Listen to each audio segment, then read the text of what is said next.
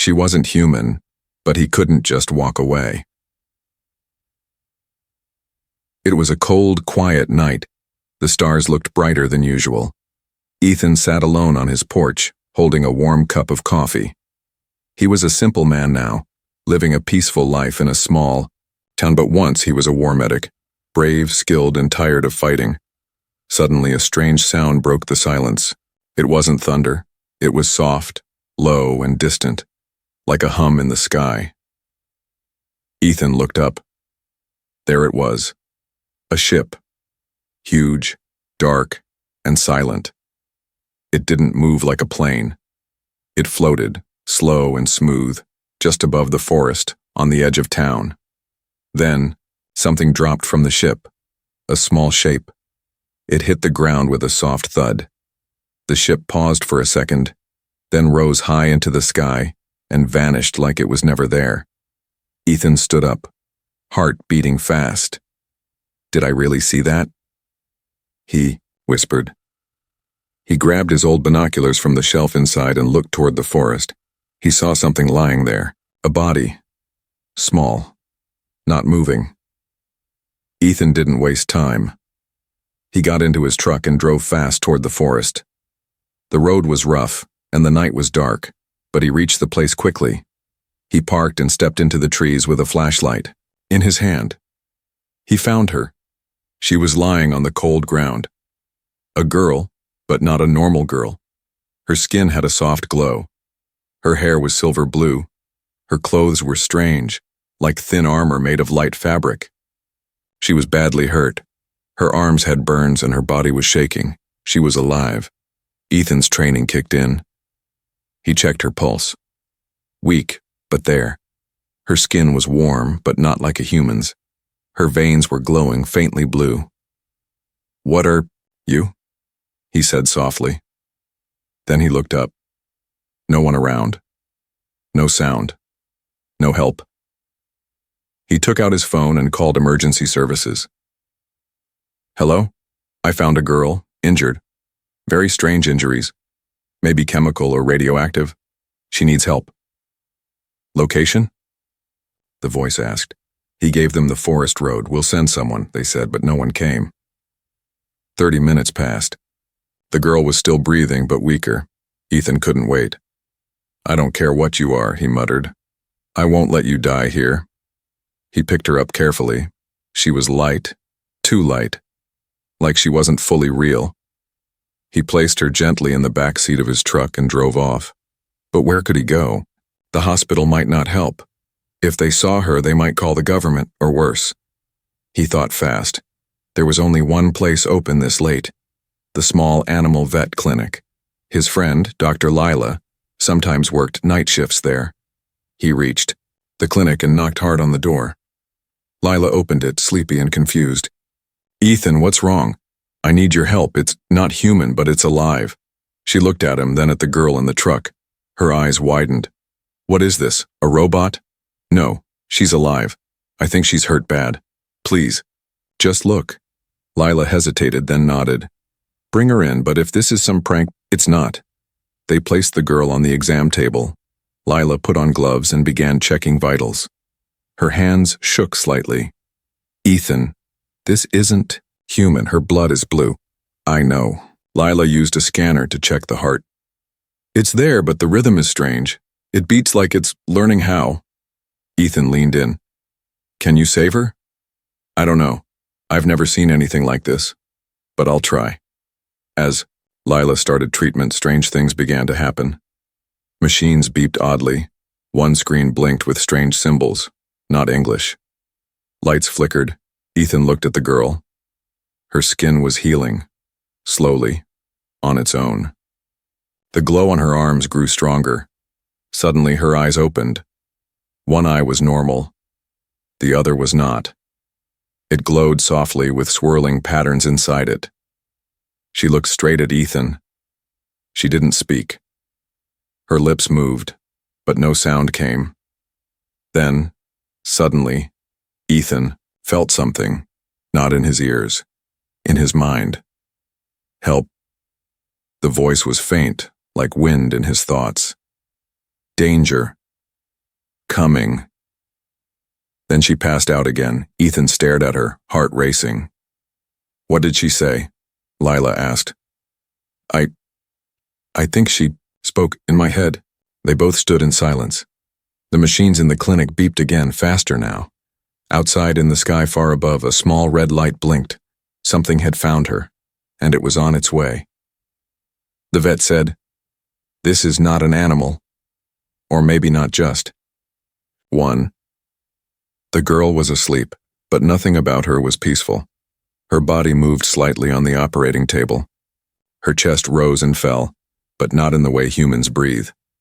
It was uneven, sharp, like her lungs were struggling to work on Earth's air. Blue light pulsed under her skin, slow and steady, like a warning. Dr. Lila stepped back, her face pale. "This is not just an alien," she whispered to Ethan. "This is something else." Ethan kept his eyes on the girl. "What do you mean?" Lila looked down at the scanner in her hand. It was an old machine, made for dogs and cats, but it showed something impossible. 2 heartbeats, not one. Not side by side, but layered. One slower, deeper, the other faster, human-like. "It's like she has 2 lives inside her," Lila said. 2 systems, 2 beings. "She's a hybrid," Ethan said, almost to himself. "Half human, half whatever dropped her here." The girl flinched, suddenly.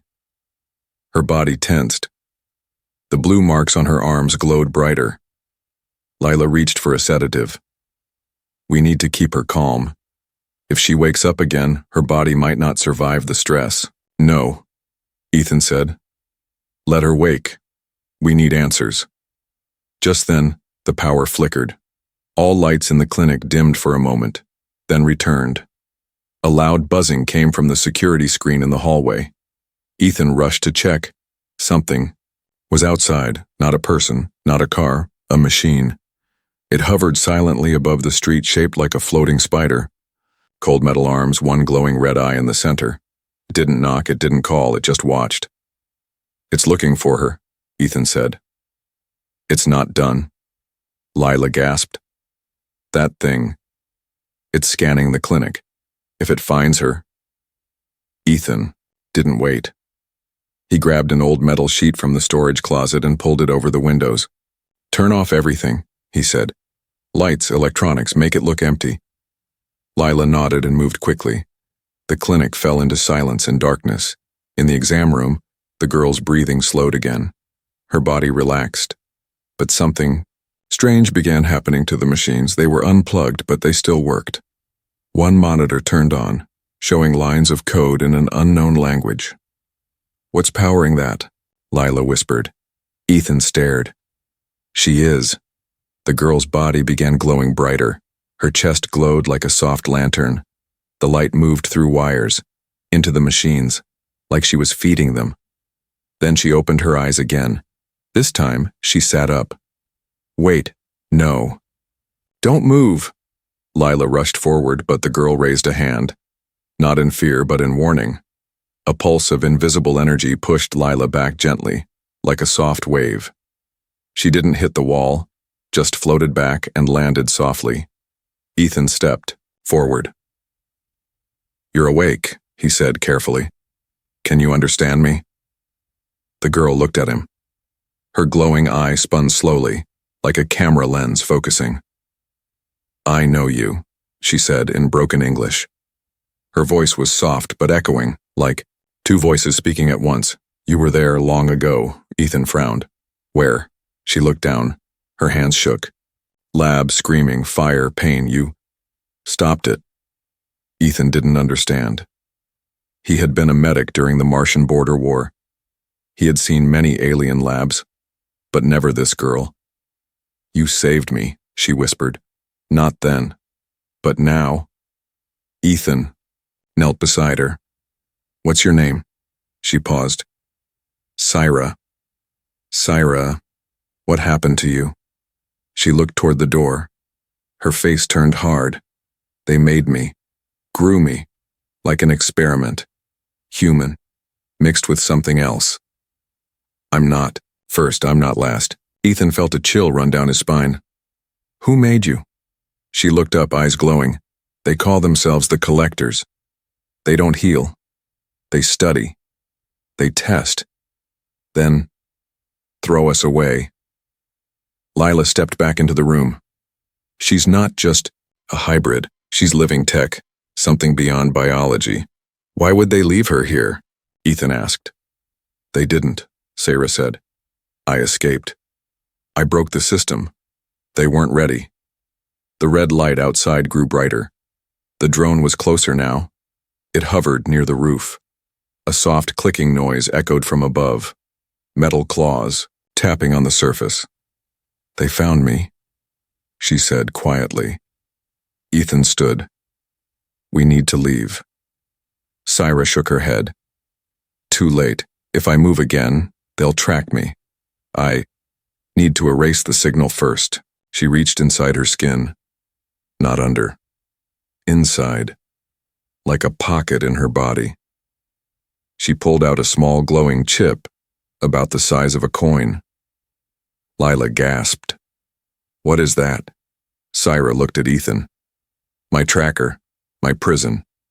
She crushed it between her fingers. As it shattered, the light outside blinked once, then turned solid red. Now they know for sure, Syra said.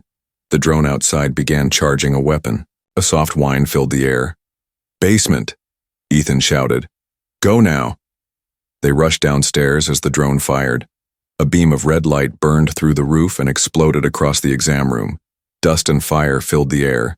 Ethan, Syra, and Lila made it to the lower room coughing, shaken. They were alive.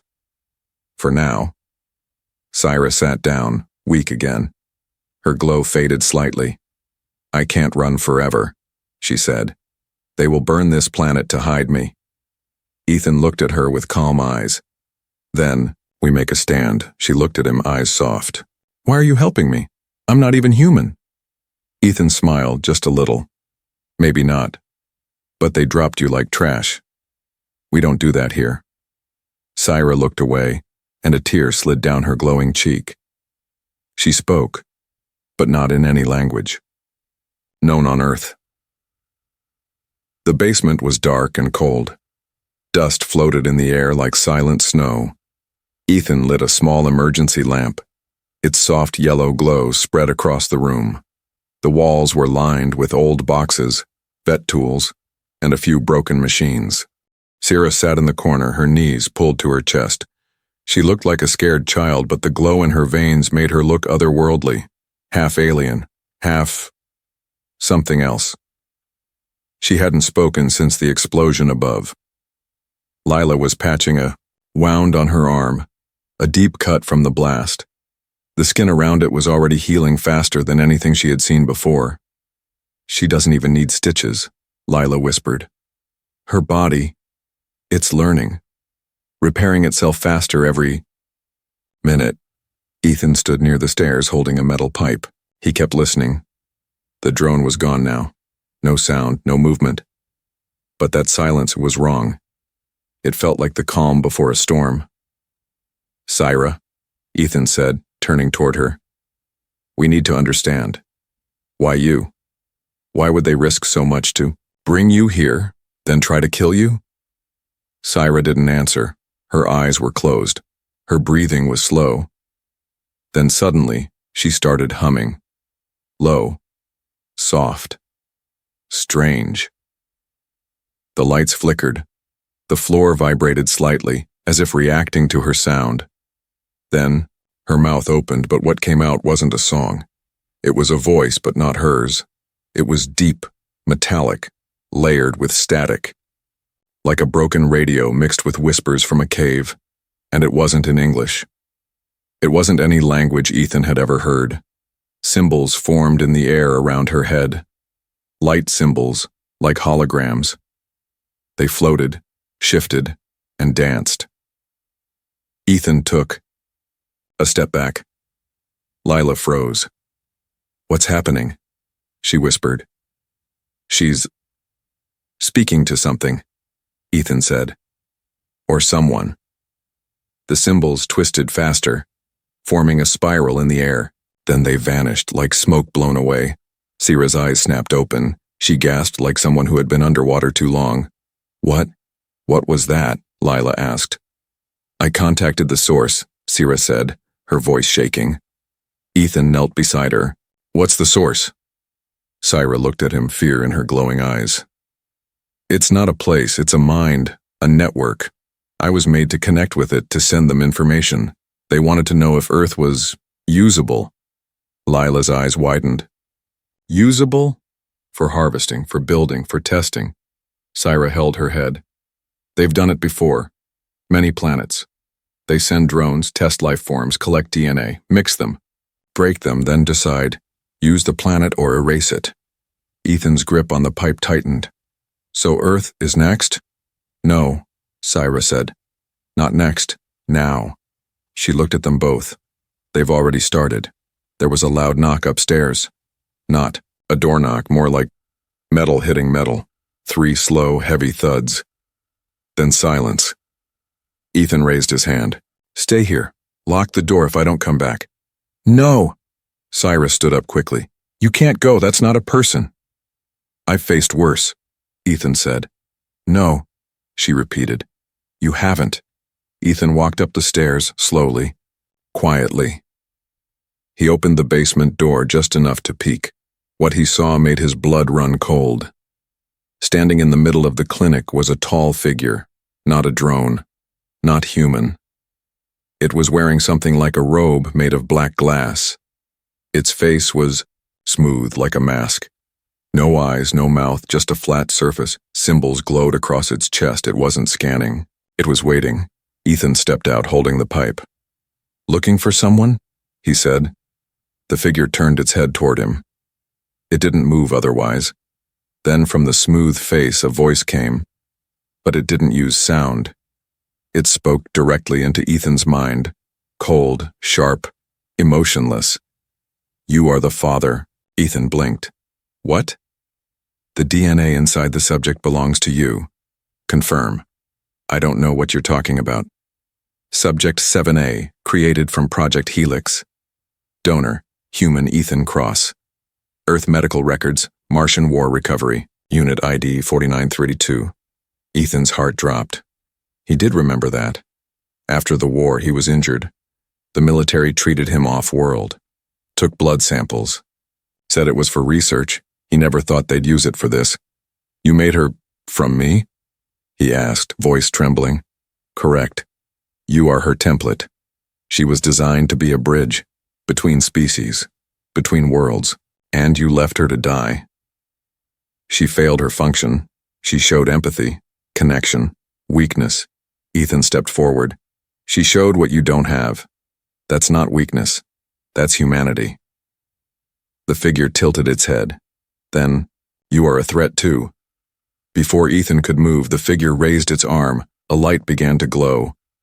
Suddenly, boom. The wall behind the figure exploded. Sira stood there, arm raised, eyes glowing like a sun. Energy swirled around her. You won't take him, she screamed. The figure turned, but too late. Sira unleashed a blast of pure light.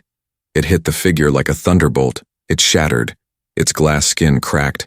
Then it vanished, like dust, in wind.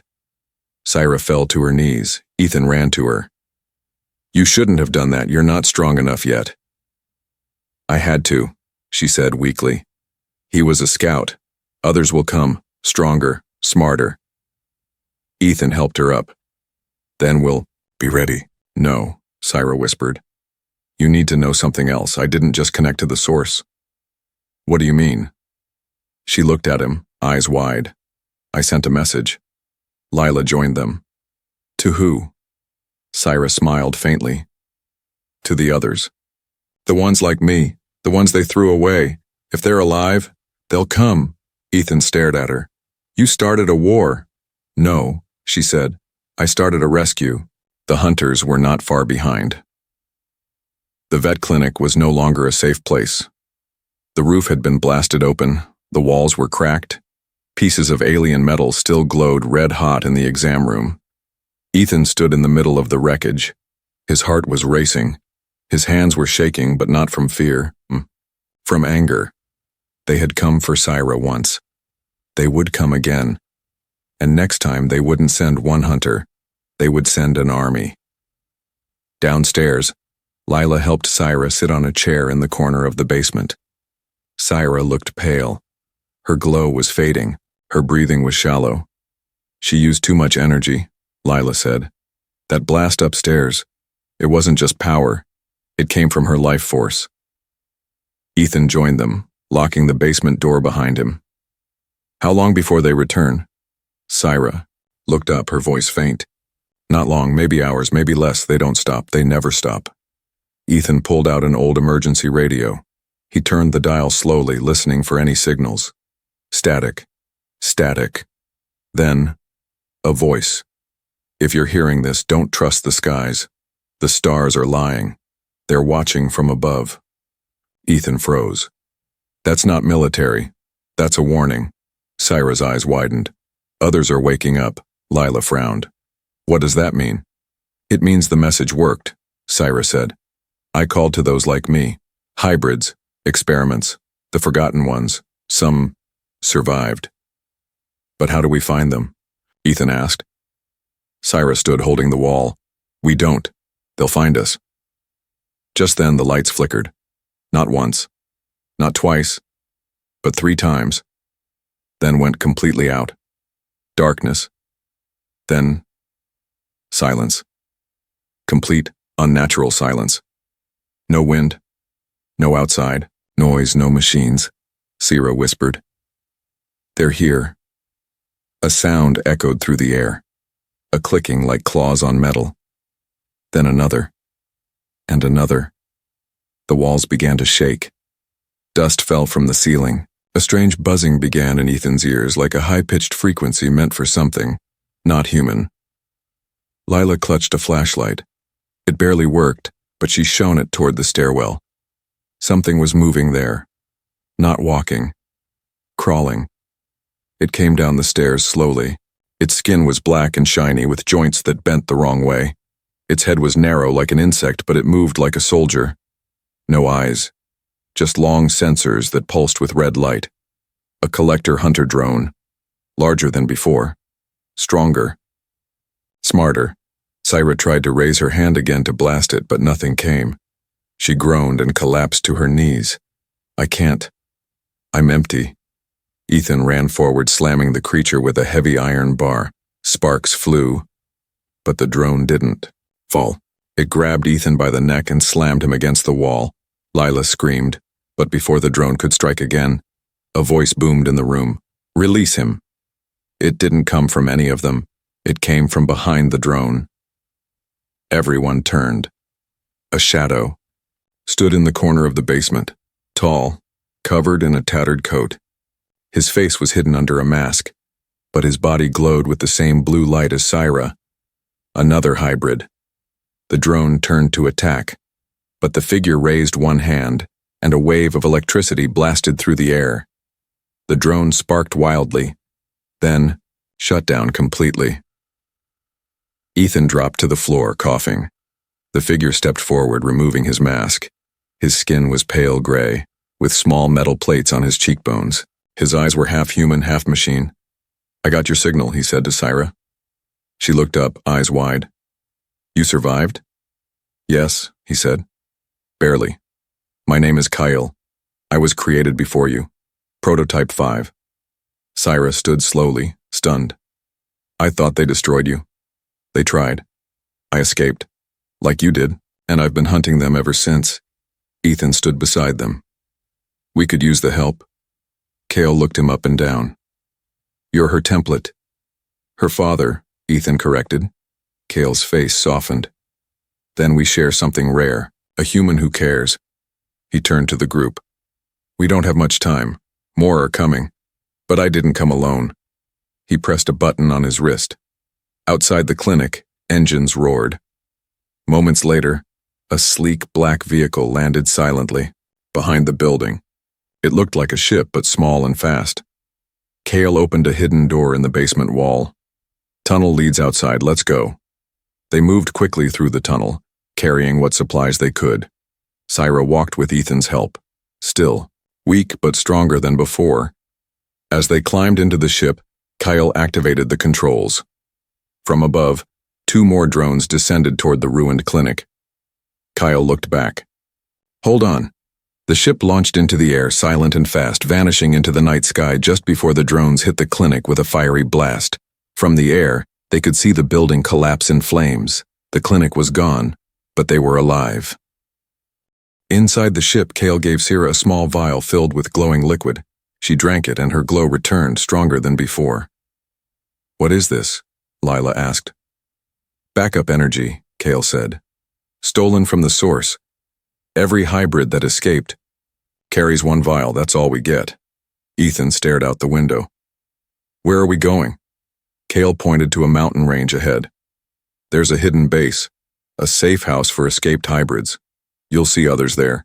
Some like Syra, some not. Syra looked up. How many escaped? Kyle's face turned dark. Out of hundreds, maybe 20, maybe less.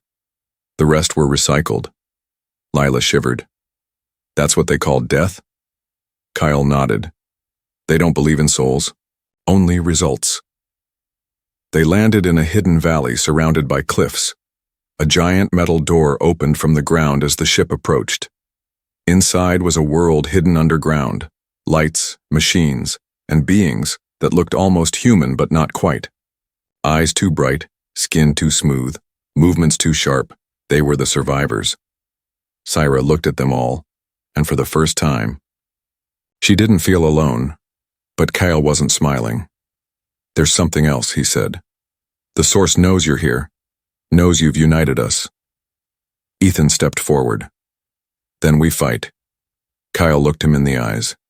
Then be ready, because the next wave is not just drones, he paused. It's them. She wasn't alone in the sky. The underground base was quiet, but not peaceful. It was the kind of silence that only exists in a place built for hiding, for survival, not living. Ethan, Syra, Lila, and Kale walked through a wide tunnel lit by soft, pale blue lights. Walls were smooth metal. Everything was silent, clean, and strangely cold. This place feels like a grave, Lila whispered. Kale nodded. Because it almost became one. We built it in secret after the first wave of hybrids escaped. It's hidden under 5 layers of Earth's own tech satellites. Even the source can't scan through them. They stepped into a large chamber. Dozens of figures stood along the walls. Most looked human, but only at first glance. Some had glowing veins like Syra.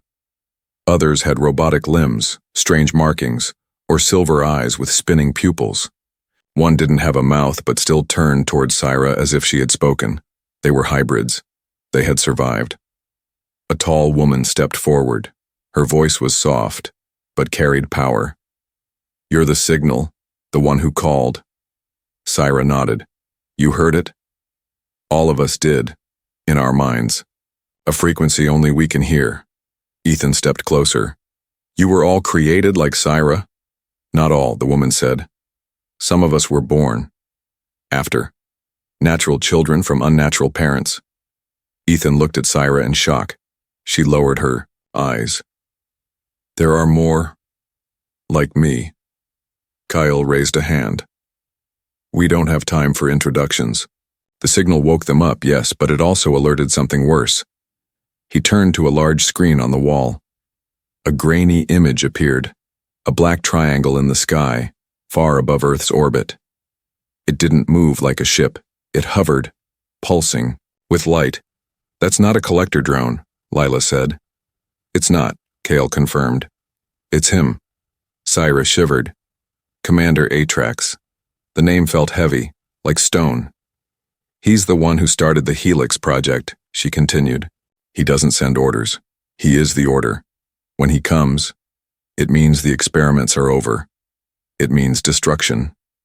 The hybrids in the room stood still. No one spoke. Ethan looked around. You mean, he's coming here? No, said a voice behind them. He's already here. Everyone turned. A boy stood in the doorway. Young, maybe 10 years old. human-looking, but his eyes glowed white. He had no shadow. Sierra stepped back. "That's not a boy. That's an echo," Kyle whispered. "He's a vision. A message projected." From Atrax, the boy's voice changed. It became deep, unnatural. "You ran, you disobeyed, you became individuals." The room grew darker. Lights flickered.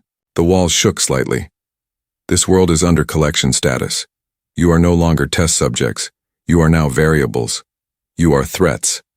Ethan stepped forward. "You think fear will work? We're not afraid." The boy's glowing eyes turned. To him, "You should be. You're the beginning. And you will be the end." Suddenly the boy collapsed, his body turning to dust. The message ended. The silence afterward was louder than his voice. Lila held Syra's arm. "We need to leave. We can't stay underground and wait for them." "No," Syra said. "We fight." "You're not strong enough," Ethan began. "I wasn't alone in that message," she interrupted. "When I sent the call, I touched minds. Others touched back. There's a pattern, a signal running through us all." Kyle narrowed his eyes. "You mean a link?" "Yes," Syra said. "Something shared. A memory." Kyle activated a data pad and handed it to her. "Show me." Syra closed her eyes and placed her hand on the pad. The screen glowed and symbols appeared. Then images, flashbacks, painful ones, a laboratory. A bright white chair, tubes running into skin. Voices saying, "Version 4 failed. Template mismatch. Try Earth DNA again. Pull." From Subject 9, Lila leaned forward. They were trying to replicate something specific. Sierra opened her eyes. They weren't just experimenting, they were trying to build a bridge between species using a specific human line. Ethan stepped back.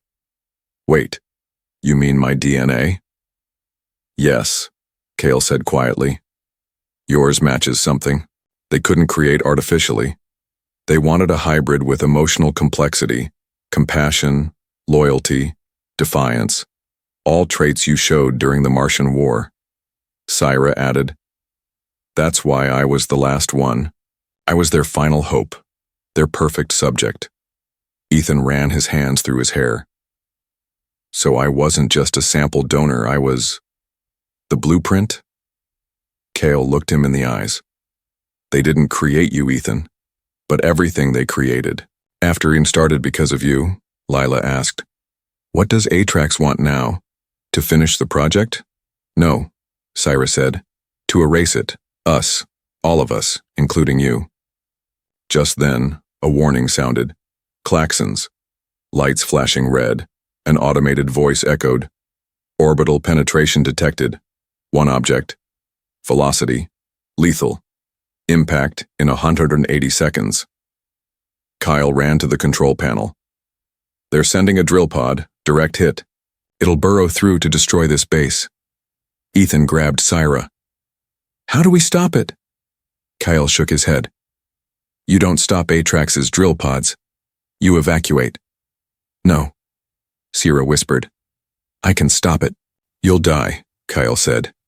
"I have to try," she said, glowing brighter now. "I'm not just a failed experiment. I'm the reason they're afraid." Ethan stepped forward. "If she's going up, I'm going too." Lila grabbed weapons.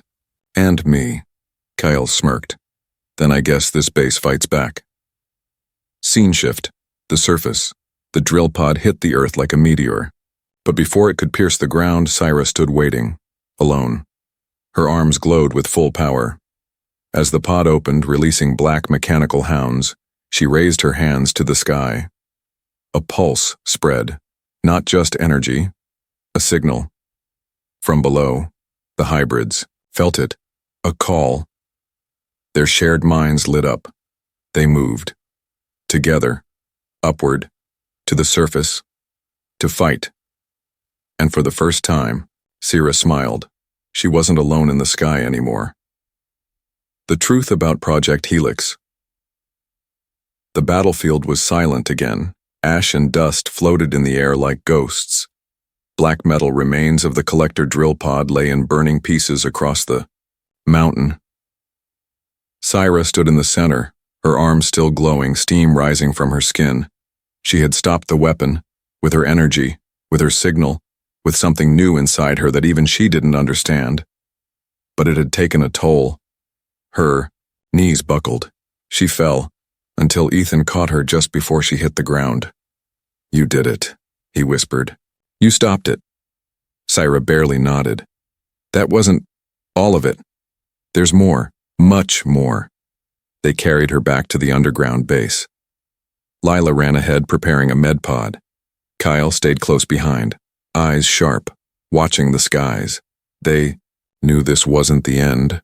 This was only the beginning. Inside the base, Ethan sat beside Syra as machines hummed around her. She was recovering inside a healing chamber, her body surrounded by blue light. Her face looked calm, but her mind was not. "She's dreaming," Lila said. "Her brain is firing on levels I've never seen." "She's not just dreaming," Kale said. "She's remembering." Ethan frowned. "Remembering what?" Kale turned to the others. "I think it's time you knew the truth about Project Helix, about all of it." He pressed a button on the wall. A screen lit up showing a video file, old, static-filled, dated over 20 years ago. It was a recording from a military ship, Earth Defense Fleet, Mars orbit, archive footage, Project Helix, classified. A younger Ethan appeared on screen, tired, bandaged, sitting in a medical bed.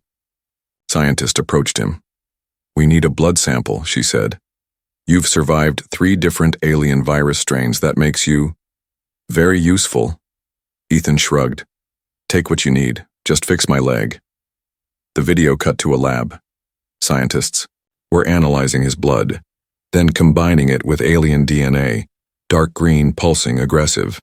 The project was labeled Helix, Hybrid Evolution Linkage Interface Experiment. The video ended. Kale faced Ethan. "You weren't just a soldier. You were Patient Zero, the first human they copied." Ethan's face turned pale. "I didn't know. I thought it was just medicine, routine scans. They took your compassion, your stubbornness, your instinct to protect. They built Syra from those traits." Lila looked at the screen. "So they weren't trying to make a weapon, not at first." "No," Kale said. "They were trying to make something better. A bridge between alien coldness and human fire." Ethan looked at Syra through the glass. "She's not a weapon," he said. "She's a mirror of the best parts of us." Kale hesitated. "There's more." He pressed another file. This time, the screen showed Commander Atrax. Not in a lab, but in front of a massive throne-like structure, speaking to thousands of collector drones. "The Helix project has failed. Empathy breeds rebellion. Emotion breeds chaos. We must remove the human element." The crowd of machines responded with a mechanical roar.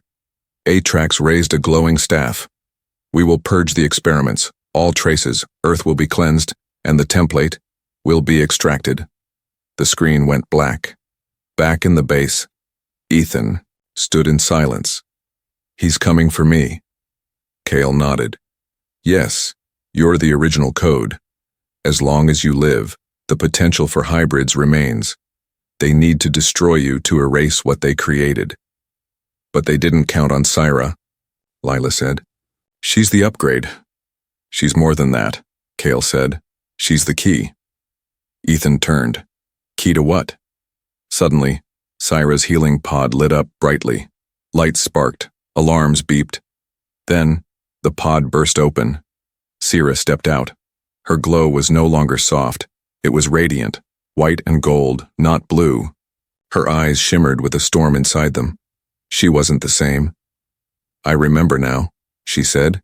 Everyone turned to her. "I saw it all. The labs, the failures, the others. They called us tools, numbers, but I saw them cry before they died. I saw fear in their eyes. I saw love in one, before she was recycled." Kale whispered, "You accessed the Helix core." Syra nodded. It's inside me, buried deep, but it's active now. Every memory, every hybrid. I can feel them, I can find them. Ethan stepped forward. Can you stop Atrax? No, she said. Not alone. Lila looked confused. Then what do we do? Syra turned to Kale. We find the last copy of the Helix code, the full version, not just me, the one they locked away. In orbit. Kale's eyes widened.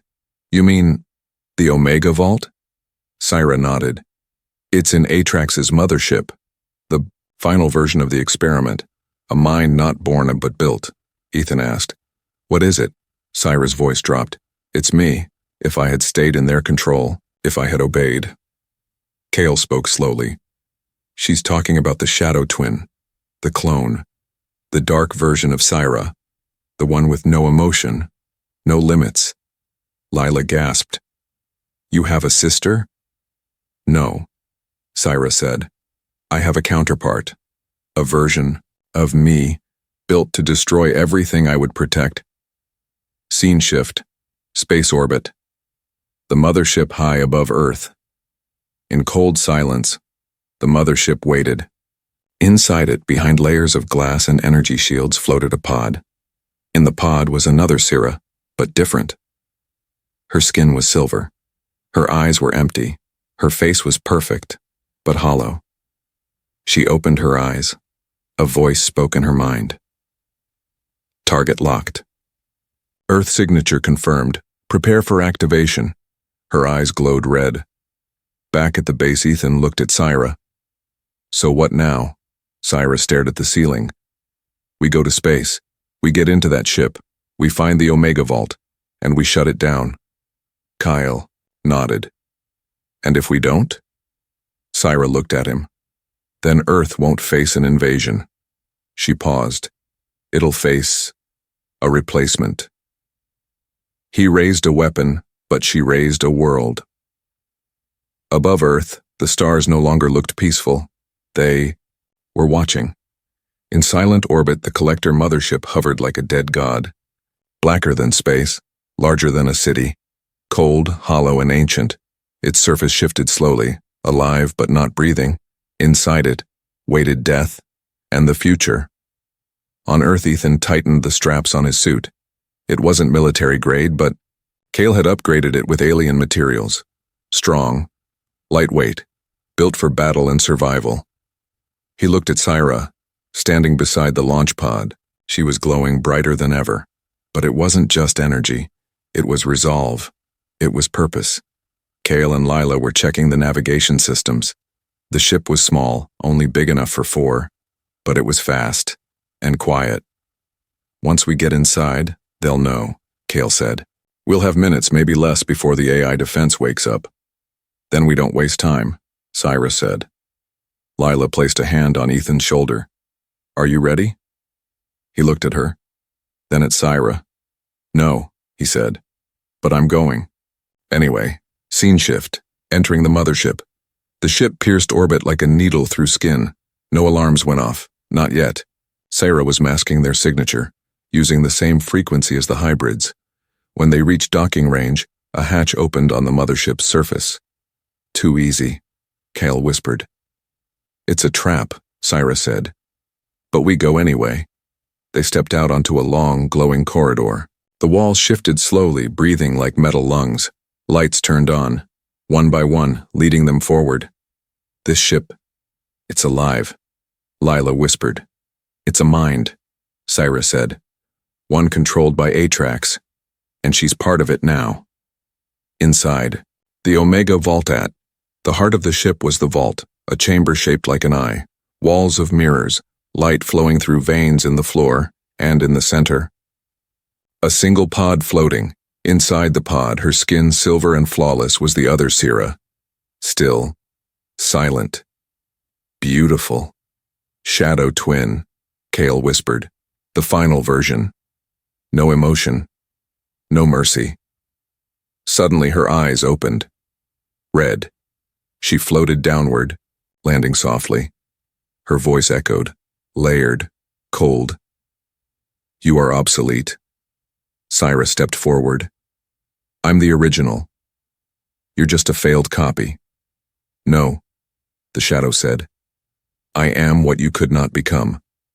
Pure, efficient, unburdened. You're empty, Syra said. A shell with power but no heart. The shadow tilted her head. Heart is weakness, emotion leads to betrayal. You are defective.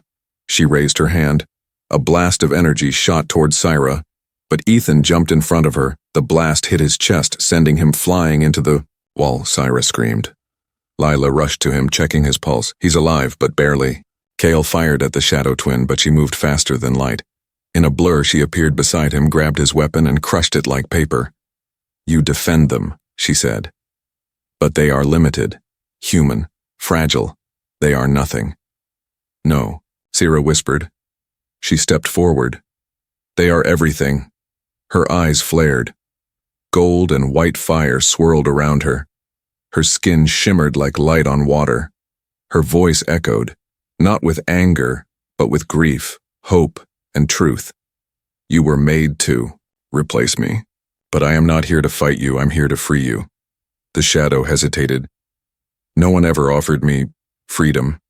Syra reached out her hand. Feel what I feel. Just once. Let go. For a moment. Silence.